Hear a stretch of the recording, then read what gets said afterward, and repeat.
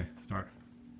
Okay, so this is an unscripted testing of some of the PNF techniques, and I've used them many times. I already know they work, but this is just a way of showing how a PNF session might go, particularly for one of the major problems that people have is tension right up here, generally in the rhomboids and the upper trapezius muscles.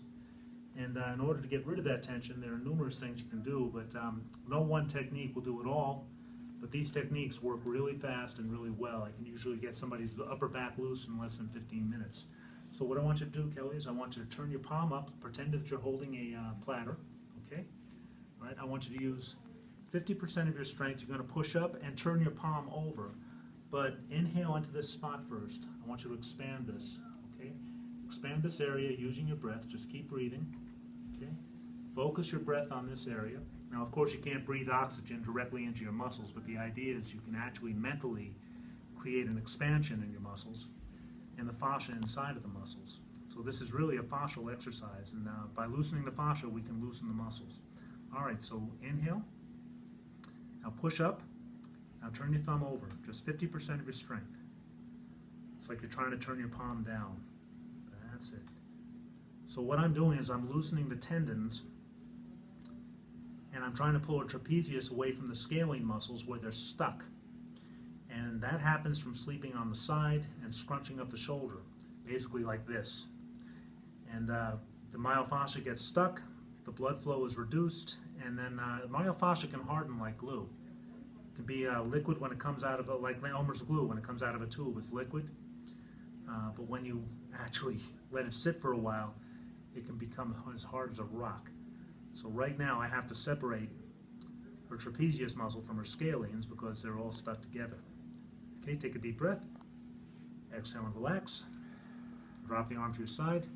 That little bit of self-activation that she was doing while I'm pulling on her neck and actually giving her resistance created enough blood flow here where she's already starting to get warm and her shoulder's starting to come loose. So generally, this is PNF work, but this is like PNF on steroids. It's much more powerful than the standard PNFs that they teach in most massage schools.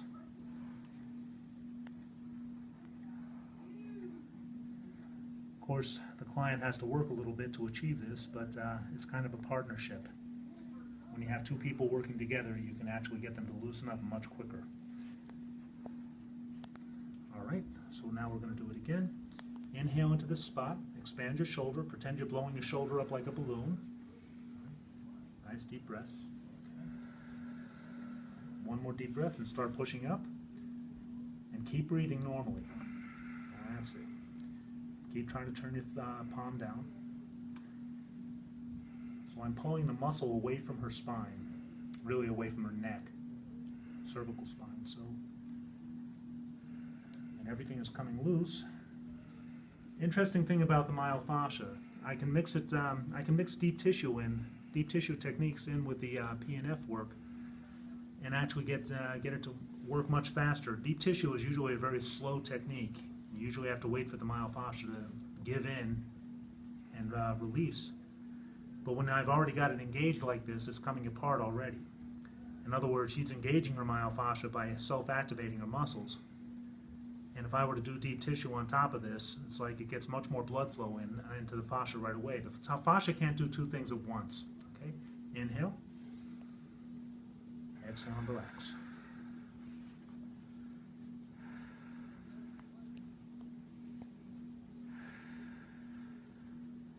I don't know if the camera would get this, but basically you're getting a lot more blood flow in here. You can actually see it. It's coming out. Yeah. It's a lot softer too. I feel all tingly. You feeling blood flow in your fingers? I feel it. I'm tingly all over in my mouth and my right hand and my left hand. Well, that means you're getting blood flow into places that it hasn't been for a while. Generally, people will have more injuries when they sleep than almost anywhere else. It's just by scrunching up the shoulders.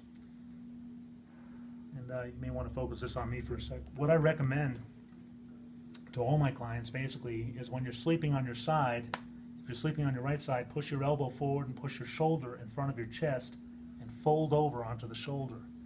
That way you can't get any problems with the trapezius being pushed up into the neck.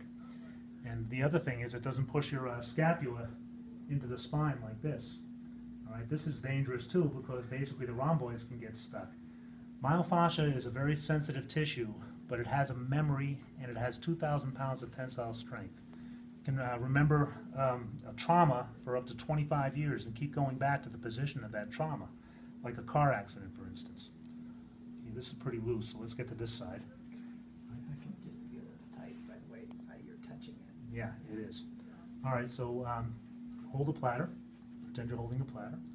All right, and so you're going to inhale into this spot, expand your shoulder, pretend you're blowing your shoulder up like a balloon.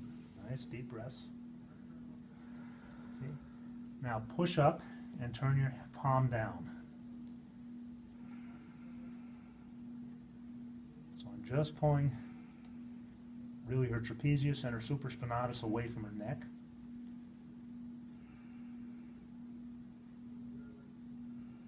And the activation has already forced the fascia into a particular position where I can manipulate it much better.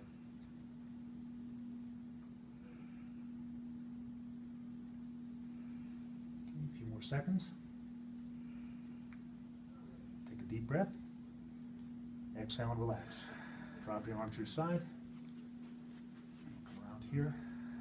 Now I like doing sun and moon while a person's sitting up straight, because I can pull with one hand. I'm twisting my waist while I'm doing this, but I can pull with one hand and push with the other and get more blood flow into the shoulder. So proper body mechanics really would have my feet a little wider and I'd be sinking into my stance more like this.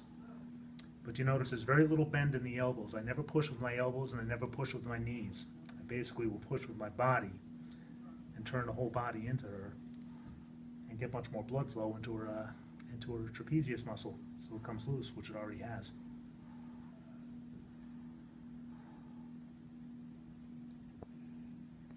All right. Try that once again. Relax your arm. Breathe into your neck. Okay, breathe into your shoulder. Expand your shoulder like a balloon. That's it. Okay, one more time. Now push up and turn your hand over.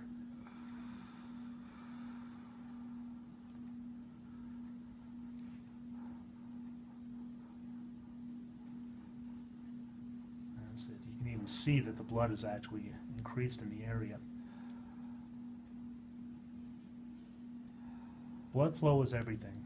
It makes all the difference in terms of how a muscle is going to release.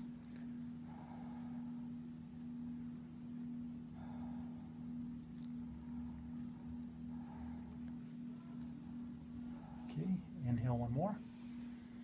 Exhale and release. Drop your arm. Now, as I said before, one technique doesn't usually loosen up an entire shoulder. All right, you basically have, I think somebody said earlier, 16 muscles attached to various points, various landmarks around the shoulder area. So we got a few other muscles to work on. So if you want to step over here, you probably see this a little better from the front. So what I want you to do is give me your left hand, Kelly. All right, left hand over here. Okay. All right, so she's going to turn her palm up. What I'm going to have her do is push her wrist down and her elbow out directly to her left. You're going to keep it in close to around your navel. So you can angle yourself any way you need to. Hold on, relax, relax. Am I doing what you want me to do? Yeah, that's generally it. But Okay. the thing is, don't start until you expand right here. I want you to feel this area right where my left hand is. And try to blow that up. Try to expand the fascia in this area. Just pretend it's a balloon. Okay. Okay. One more deep breath. Now push down with the back of your wrist. That's it. Push down with the elbow. Push out with the elbow.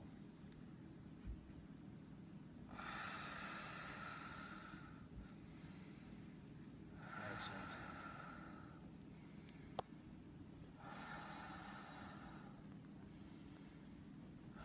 So she's activating her rhomboids and her subscapularis to some extent, but I'm actually able to get under her trapezius, under her scapula now. And I'm separating the trapezius. I'm pulling it away from the spine.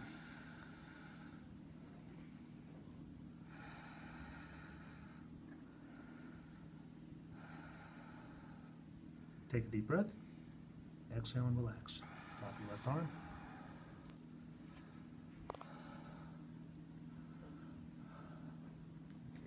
One of the problems with doing videos is there are little nuances that you don't get. Like, I have to watch my body mechanics. I actually have to fill my joints in order to do this properly so I don't get hurt while working on a client. Kelly's not that large, but the truth is when I have like a 300+ pound client in my chair, their muscles get really, really hard. To get them to loosen up sometimes, you know, it's like I have to have my own energy in a good place. Right now, even though I'm not intending to do it, there is an energy exchange going on between Kelly and me.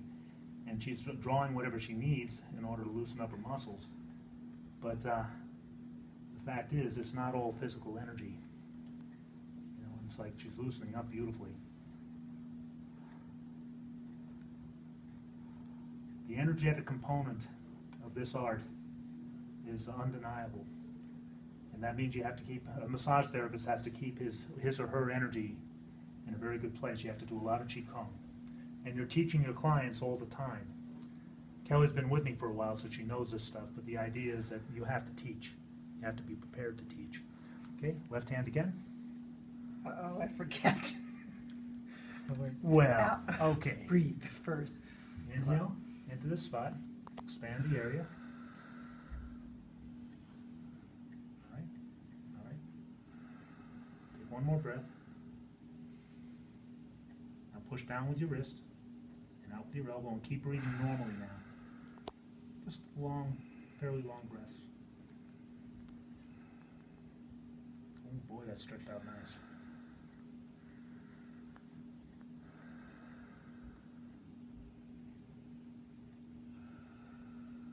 You notice I'm digging into her rhomboids with my fingertips. There's nothing wrong with doing that, but most massage therapists never consider the idea that you could actually be losing bone density by sending all your personal energy right into somebody's back. I mean, think about it. This is a forward motion, and you can see my hands are getting all red. Take a deep breath and relax. Drop your arms to your side. But the idea is that I have to replenish that.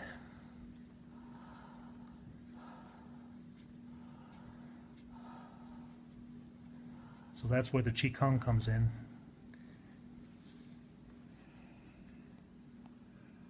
And helps immensely.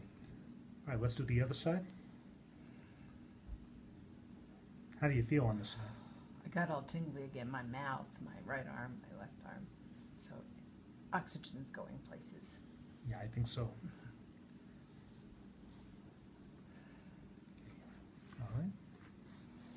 So breathe into this spot right here. It's actually right on top of a rhomboid. Expand it like a balloon. Take one more deep breath and push down and out.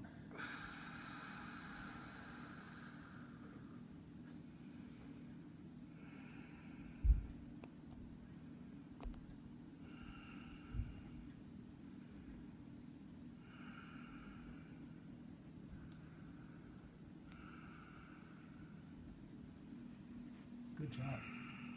Your scapula is already coming apart. Now you can do up to 3 PNFs on any individual. Generally, with this technique, when you're actually including the Qi Gong and having them breathe into their body parts first, you only need 2. You don't really have to use as many techniques. It goes a little quicker, and they focus on their bodies much better. They actually focus on loosening them themselves. Okay, one more deep breath. Exhale and relax. Now, of course, later on, I have to do some Qi Gong to get energy back into my fingertips. You know, it's like I have to actually release as much of the exchange I have. You always try to push out any external energy coming into you, and then you try to replenish using gravity and using other sources. That's in my book. All right, I can't go into detail on that here. But basically what we're trying to do is neutralize anybody's energy.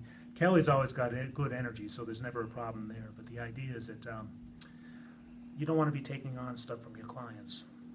Okay.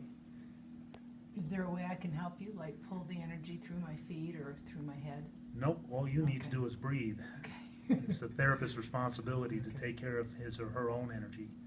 And you can recycle energy. We use the microcosmic orbit sometimes just to recycle energy, and it's fine. But the thing is that I'm pushing so much into you that I have to be ready to replenish that, because your bones get weak. I noticed for a while that my bone density, when I first started doing massages, my bone density was actually reduced drastically. And then I started doing some bone marrow Tong, made all the difference in the world. All right, one more time. Right hand. Keep it about navel level. Inhale into your back. Expand your back. Expand your rhomboids. Now push down with the wrist. Oh, I was going to do another. I was going to. Okay, do another breath. Do another breath. Sorry, I don't mean to rush you here. Okay. Exhale. Just as long as you're expanding, that's fine. It doesn't matter whether you're... See, now at this point, her fascia is so soft. I mean, my hand can actually glide across her back. From her spine right to her scapula. This whole space here is just gliding beautifully. That means she loosened up completely.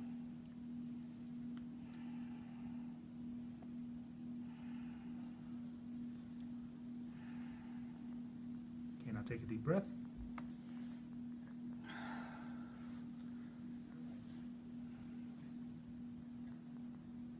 Beautiful. You've got good blood flow and everything. Now there's one other thing that I like to do, and that's for the levator scaps. Levator scaps extend from the top of the neck, from around the occiput, down to the top of the scapula. And usually that's part of office worker syndrome. They're almost always going to have pain there. So what I want you to do, this is your crown point. I want you to inhale up, stretch up as high as you can, drop your shoulders. Okay. Now exhale and drop your chin towards your chest. Now you notice I'm always stretching the cervical spine. Chiropractors have nightmares when they see me do this, but the truth is they don't understand. I'm not compressing her spine, I'm stretching it out. I'm pulling all the vertebrae apart.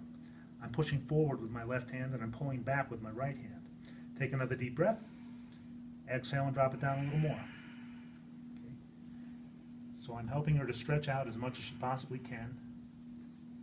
Take another deep breath. Exhale and drop it down a little more. Okay, now put both hands on the chair right here. Okay? You can push out with your hands if you want to. Now I want 50% of your strength. Take a deep breath and push against my hand.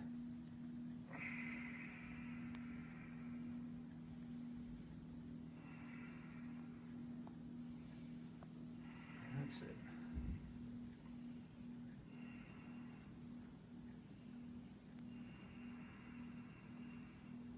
I'm always pulling down from the neck, trying to create more blood flow and loosen up the fascia wherever needed. Okay, now take a deep breath. And come up.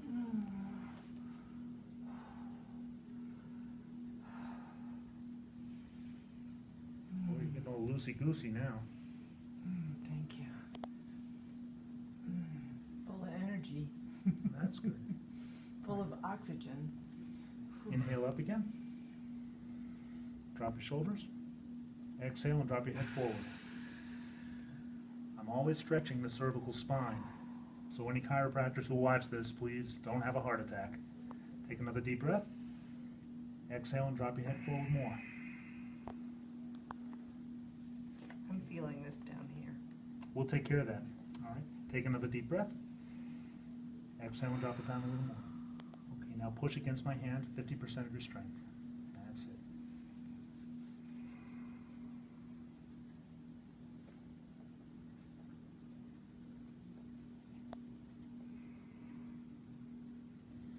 Some people have a tendency to tighten up their back. I will work your back after we're done here.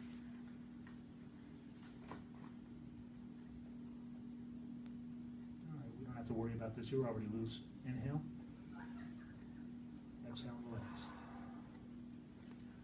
All right, so that's just a short idea of a routine that you can do to loosen up, well, actually to avoid office worker syndrome that comes from sitting like this behind a desk all the time.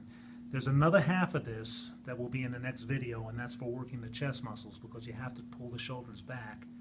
And I don't think we should make the video too long at this point, so we'll end it here. But roll your shoulders around, tell me how you feel.